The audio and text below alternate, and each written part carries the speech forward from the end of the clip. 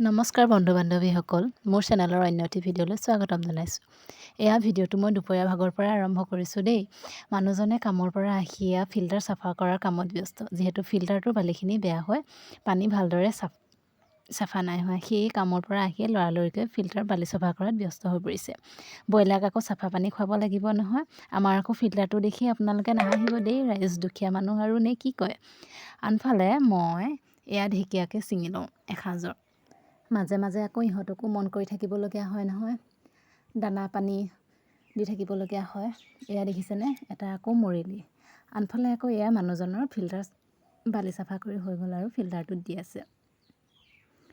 এয়া আকৌ ইহঁতক পানী দিবলগীয়া হ'লেই নহয়, সেইকাৰণে মই এয়া দৰৱ মিক্স কৰি লৈছোঁ দেই ৰাইজ। এয়া এইদৰে আৰু দিনটো ফাৰ্মৰ পৰা ঘৰৰ পৰা দেহা মানুহক টিউশ্যনলৈ বুলি লৈ গৈছোঁ।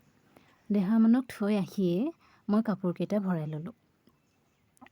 আকৌ গৰু গাই চপাবৰ সময় হ'লেই নহয়, এয়া মই লৰালৰিকৈ আৰু ভিডিঅ'টো যদি চাই আপোনালোকে ভাল পালে like, comment, share and subscribe কৰি দিব। হ'বই।